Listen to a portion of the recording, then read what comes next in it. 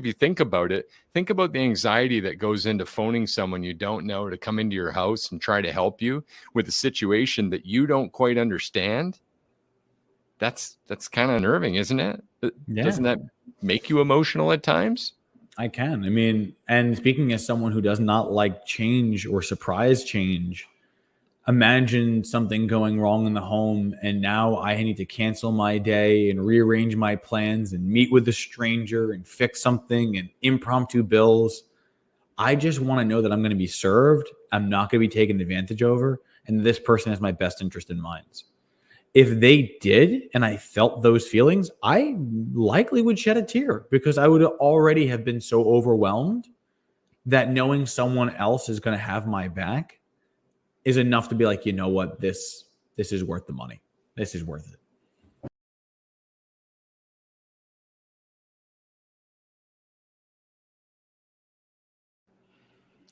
Hello, and welcome back. Happy Monday.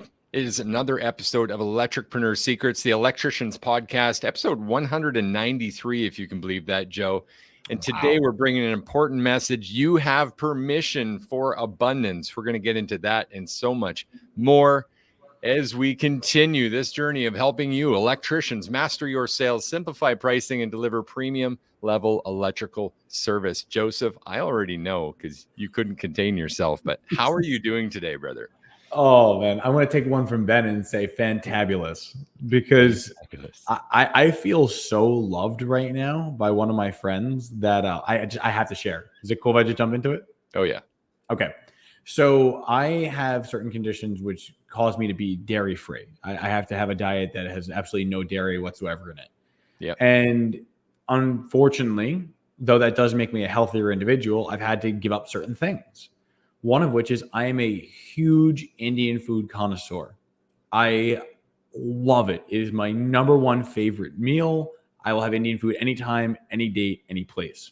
Mm-hmm. But going dairy free means that I had to give up my favorite dish, which is butter chicken. Obviously, it's literally heavy cream and butter. It's in the name. This is like literally like no dairy in that, right? Oh yeah, it's just a smidge, right? So I had to accept that I can't have it. I can't have it anymore, and it sucks, but it is what it is. Well, for my birthday, one of my closest friends, Pete, decided that he was going to take a day off of work because he loves to cook, and he made me like a drum of homemade dairy-free butter chicken. And literally had been coordinating with my wife in the background to make sure that they had all the ingredients the right way and was going over the way I like having it and all of the different ingredients they could put in to just confirm that it could work with me. And I literally came upstairs because Mel said, "Oh yeah, you have lunch ready for you." And I come upstairs to just seeing an absolute drum of this. And I am so happy. One, because it was incredibly thoughtful, but two, just every one of us wants to feel seen and appreciated and thought of. And it hit me right in the feels. It was the best meal I've had in a long time, not only because it was delicious, but because there was a lot of love behind it. It's a wicked gift, man. I can't imagine a friend taking time off of work to make me butter chicken. So, hell, I'll thank Pete on your behalf. Thank you, Pete. He's a good dude. He really, really is. I'm so happy we started with butter chicken because what's coming today is kind of heavy, and there's some passion behind it, and there's some reasons for that. And you know what? Just suffice it to say, there's reasons we're not at our best yet. Mm-hmm. Yeah. And one of the craziest reasons that people are not at their best yet is they haven't given themselves permission to do that thing. Mm-hmm. Like, really give yourself permission. Really enforce the thought that I am able to do this in ways that the surface is. What we're talking about is things like, well, imposter syndrome. Ever had that? I mean, I've lived in that land for a little bit. Yeah, I am with you there. And what are some examples where you've seen electricians maybe not want to go and put their best selves out there, best foot forward, or take this action yet? Okay, I'll take one out of my own book, I guess, right? It's a lot of times you hear people will say, well, I want to be a premium service provider, but I'm showing up without a uniform, but I'm showing up without a rep van, but I'm showing up without a robust website, but I don't have this tool yet. And the problem is that word "but" is actually one of the best negators of all time. If you take any statement, no matter how positive, no matter how uplifted, and you say, but anything, you've completely erased the beginning sentence. So what people are saying is, I want to be premium, but, and now all you're left with is the excuse. And that holds back so many people, because if you're only acting as if when you're already looking at it in the rearview mirror, you've passed so much opportunity. It's not even funny. You've passed years and years of potential opportunity. That but's a dirty word, man. But and try. I find myself doing this. I'm delayed starting the 75E hard. Why? Because I've been having exercise excuses. Ultimately, something we call avoidance behavior. And for the record, I finally got on the train today, but it took me taking time yesterday and saying, okay, what's in my way? Why am I not able to get this started? And to be fair, guys, if you're listening to this, if you've come to know us and me, then you might also already have an understanding that like consistent activity is something we talk about being the hardest thing in the world. And my busy brain hates it. Hate. I love mixing it up. Listen to the intro and the outro on every episode. I love a little new flair, but that gets in the way of health sometimes and wellness. And so being 100% honest here, I had to re-strategize on the weekend and go, okay, exercise keeps getting in the way. So what do I got to do? I got to create options for myself. So no, or any excuse otherwise, the but, the tries are completely out of the way. And what's in the way is I've woken up on time. I made sure to be here at this place. My clothes, my gym bag, everything's there with 3 different types of outfits for my 3 different types of options, whether I'm going to take the dogs for a walk, go to the gym, or actually go for a swim. Full circle back, this avoidance behavior. Let me explain what this means. We all look at our goal in this A to B and we think linear. I'm at A, I want to get to B. It's a little climb, but a straight shot up and across will do just fine. I'll get there and I'll be at this new height, this new place. That's not the way things work. It's actually more of a valley of despair as you build these new foundations and build new habits, because it actually takes bandwidth to reinforce this stuff and actually make that choice every time. And then what happens is we come to a pivotal point of excuse, blame, denial, or accountability and rising to the occasion. Go ahead, Joe. Jump in, brother.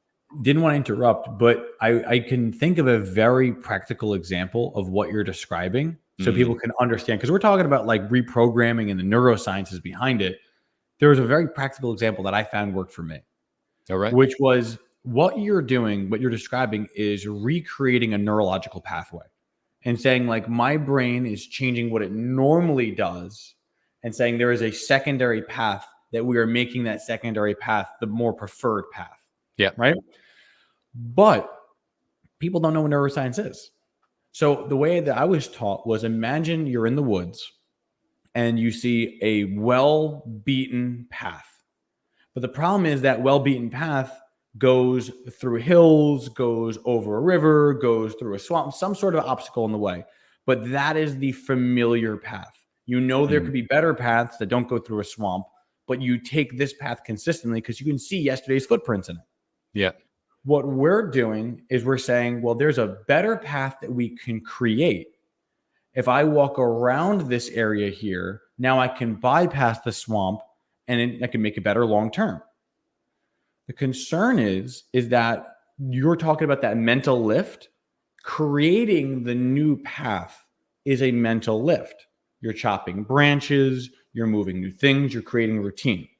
And it causes stress because the old path starts to have weeds grow through it. So long term, what ends up happening is the other path still exists, but the more you walk this new path, that old path becomes overgrown and the new path becomes the default and normal, because this is now the more worn path. And you can't go back to the old one because now it takes more emotional and mental energy to do it the wrong way. And the right way is the normal, natural action. Great metaphor, man. I love it. Let me ask you, have you ever heard this? The second million is easier to earn. Yes. First million's the hardest. Mm-hmm. It's the same reasons.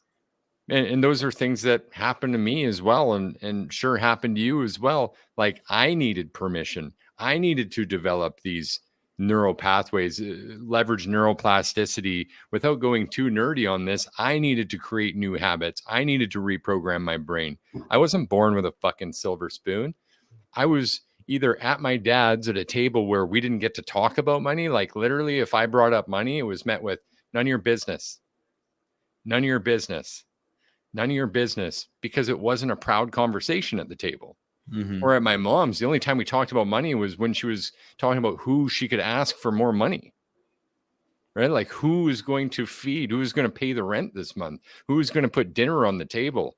I literally recall a week of being in high school eating crackers with peanut butter because that's all we fucking had. So how do you take that person and then set them in an environment and say, it's okay, you're free from this now. You have all the opportunity. You're no longer a child. You're a grown person, and you can just make the decision to go out there and be everything you want and have everything that you feel you deserve. Does that work? I mean, I can almost cringe just hearing about it, because your thought is like, all right, you have someone who is a preconditioning to an environment and then releasing them in the wild and wondering why they keep coming back to their handler. Yeah. You get stuck. It's the path you're talking about. There's a beaten path. And when we find ourselves in uncomfortable, alone territory, because now we have to network and be around new types of people who are building that path with us, where we can kind of see, oh, they're over there, but they're not quite with us. They're kind of through the weeds a bit. So you're kind of learning where that path is. You don't even have it at your feet, to continue this metaphor. And there's a lot of trust in that. What's going to bite me? What's around the next corner? What's behind this tree, this obstacle? And so we're continually pushing forward. And in reflection, I just came to this weekend, like I said, with a friendly chat with my mentor. And he's like, look, you had my permission the whole fucking time. I knew you were a millionaire. I knew you could do this. I know you're destined for things bigger than what you're doing right now. But you yourself did not have the confidence to do it a year ago, 2 years ago. So what was in the way? It's permission, and it's the pathway. The path takes a bit of work, but this is all just success is math, where you just show the work. That's it. Anyone like algebra? No, not really, right? I love physics, hate algebra, love physics. But a lot of these problems, a lot of these math equations would take half a page of demonstrating the formula, working it all out to come to the answer. That could then be proven, just like we say, hey, if you can manage it, you can measure, or if you can measure it, you can manage it, right? That to me is the exact same thing. And not to go too far off topic with that analogy, but ultimately we can look back and see how the different steps added up to this day. Just like I know the reason we're here on this podcast, we developed a podcast and came 5 days a week at about this length, which sometimes we go long, but we wanted to be 15, 20, 25 minutes so that we're with you behind the windshield of the van on the way to your next call, giving you actionable advice and permission to take that advice and do something a little bit better than you did yesterday. To do something that's proven for others to already create massive abundance in their business and in their personal life. And not just the abundance of like money. What about the person you're serving and the abundance of their feeling that, oh my God, I was actually just served for once? Anyone ever getting a hug on a call? I mean, like literally, I've had situations where clients will approach you after you've sold them an option, and they'll literally hug you because they're like, I've always wanted this, or I never thought I was going to have this, or thank you so much for helping me. I don't know what I would have done without you. And those are the moments that really define and shape your path. Because if you're walking a path that seems unfamiliar, you're in the woods, you're cutting down bush, you're getting it as you go, and then someone behind you goes, wow, Joe, Clay, thank you so much for all that help. Thank you for clearing this path. And you see behind you, there's more people following. Now you've got more motivation to keep pushing. That's the amazing part, right? And someone's with us. I can't quite see it yet, but they've had cries and hugs. And I don't blame you. Zach, absolutely, brother. Thanks for joining us.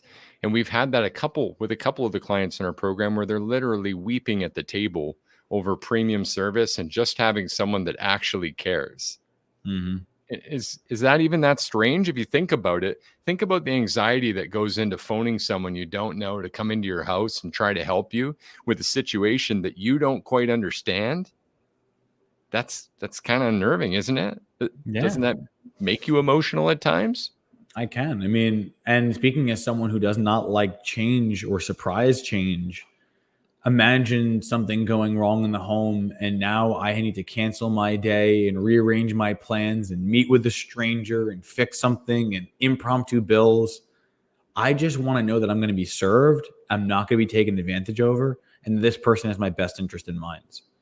If they did and I felt those feelings, I likely would shed a tear because I would already have been so overwhelmed that knowing someone else is going to have my back is enough to be like, you know what, this is worth the money. This is worth it. Yeah, really good, man. I want to bring in another concept if I can. By all means. I think it's important and we got to fit it into this episode specifically. Okay.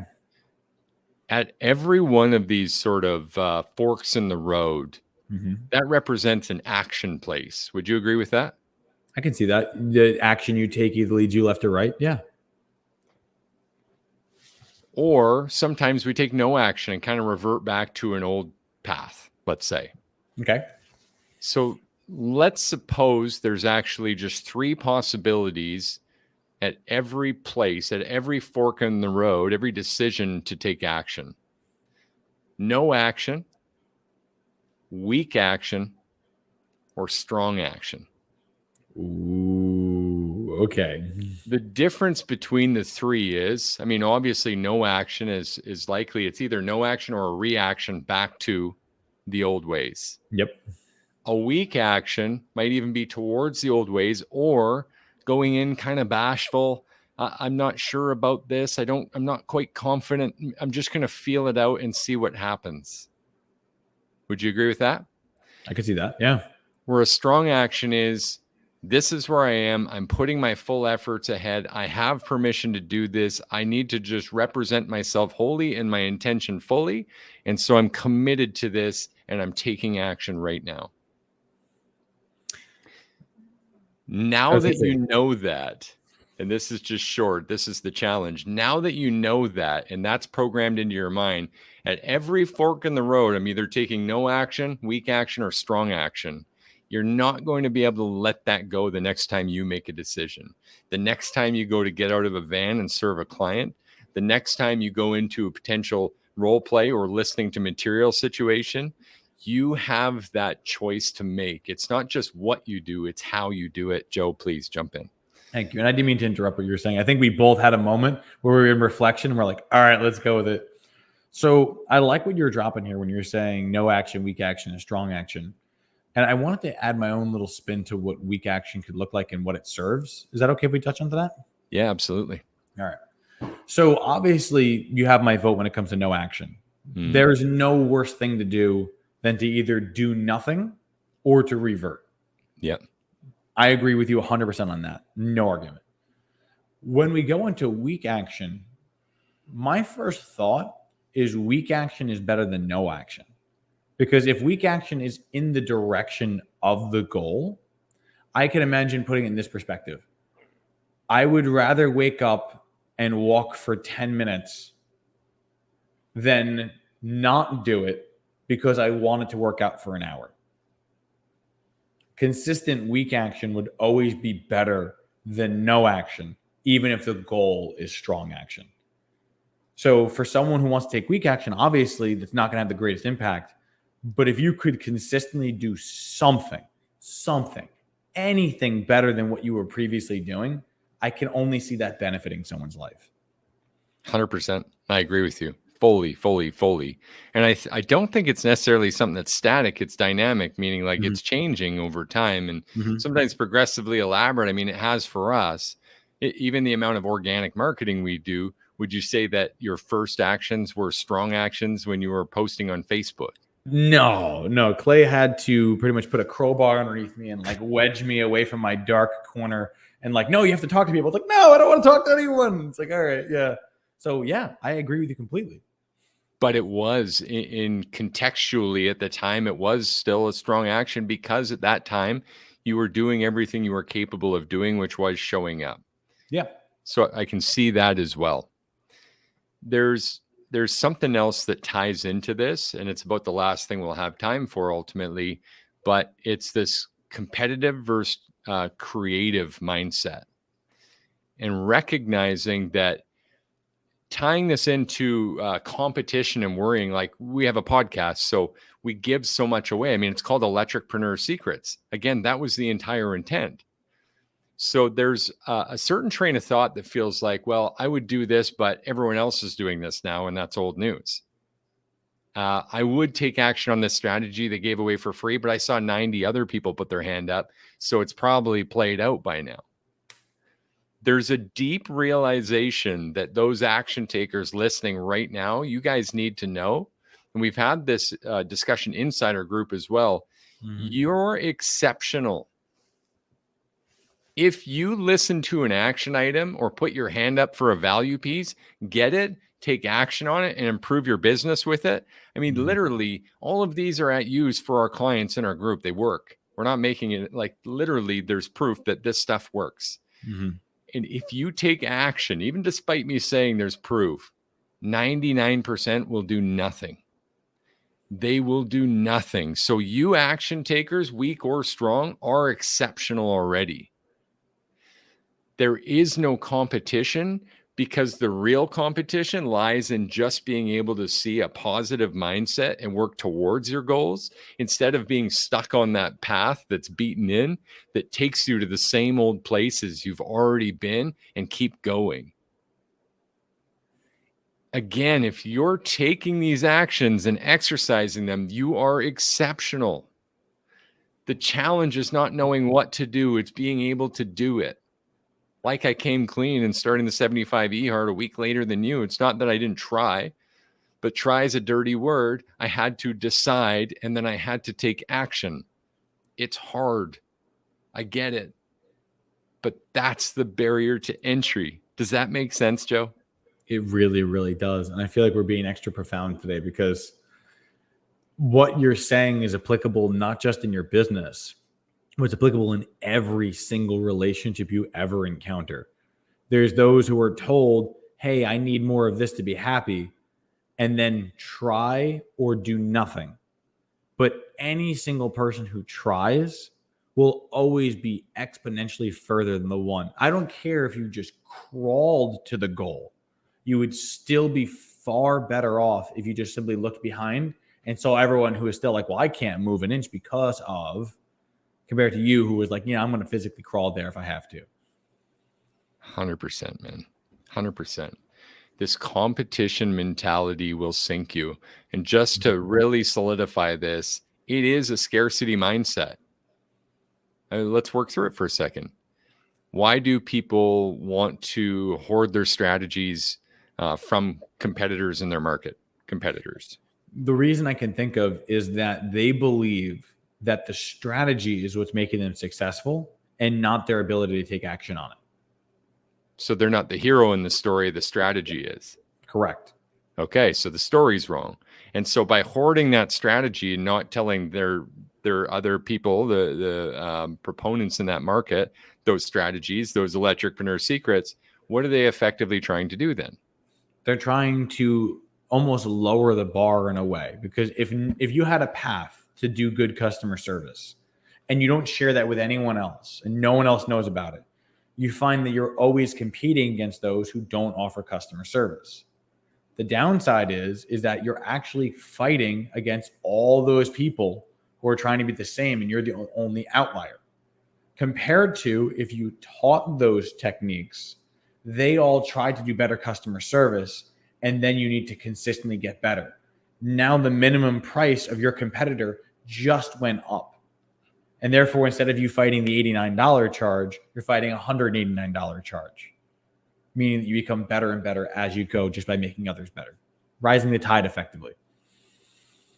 So what they're effectively trying to do then, the question back to what I was asking, is play a game of keep away. Would you agree with that?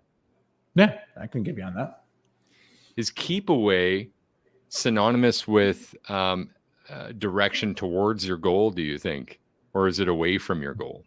I mean, just like the name implies, it's I have something. I will fight to make sure you don't have it, even if that means throwing it away to someone else if you don't get it. Interesting. You use the word fight. That's like a verb, though. That's like an energy towards not my goal, but towards competition, towards keep away. Well, if you think about it, my thing was you're playing a game of keep away. I can imagine stiff arming someone to get them out of my way. Like that's where my kid brain went. And it makes sense because it's true. People will be like, oh no, they're using, they might answer the phone the same way, or oh no, they might do this or they might do that. It's like, okay, they might. Does that not prove that it's worth doing if people are doing it as well? Why do you need to fight them just to be different than them? I feel it's really strong to point out that that is a misplaced energy that would be worthwhile spent moving towards your goals, because A, we can't really control other people in the first place, and B, predictably, they're not going to show up for the level of action that you will, because you're exceptional and you have permission to use this, and you have permission for abundance. You have permission for everything you never had before, which is kind of everything we're chasing, isn't it? Yeah. Joe, we got to crank out a couple of action items here and close this one down. We're getting dangerously long, brother. Okay, I'm with you. All-star or regular action? What would you like today? I guess I'll take regular action to set the bar. All right, man. Set the bar for us. Okay. So the very first thing that comes to mind was we started off saying, give yourself permission, right? Like you need to have the bare minimum belief that you are worth more than what you think you are. So the bare minimum action isn't for you to actually do anything. It's simply a shift of internal belief. It's, am I wrong about my own limitations? Simply asking a question, am I wrong with how I believe I'm limited in some way? Could it be that I'm actually more capable than I think that I am, but that I'm the one that's holding me back? Is it at least a possibility? Could you conceive of a 1% chance that you actually might be the problem in the circumstance? I'd say that's like a prerequisite in order to do anything, in my opinion. I hope so, man. Another Jim Rohn quote I'm reminded of: don't wish it were easier, wish you were better, right?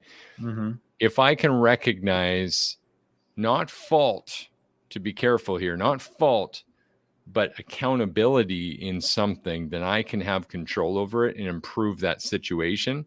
And to me, that's like a huge principle of becoming. Mm-hmm. The all-star action is right here, and it's simple.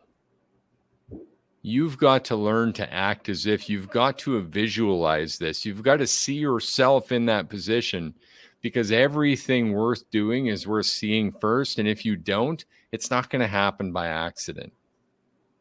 We can't keep doing the same things and expect a different result. That's the definition of insanity. Mm-hmm. I know we've mentioned this one before a bit, but the mental movie is important here. Before you run your day, review your schedule and imagine going through it as you intend to. Before you run the call, review your process, run through it, and imagine it going as you'd like it to. Prepare yourself for today's fight and give yourself permission for this abundance. That's all the time we have, guys. Thank you for joining us on another episode of Electricpreneur Secrets, episode 193. You have permission for abundance. So go get it, guys. Do not delay. Joe and I are here with you 5 days a week to help you master your sales, simplify your pricing, and deliver premium level electrical service. Can't wait to see you again tomorrow. Cheers. Looking forward to it.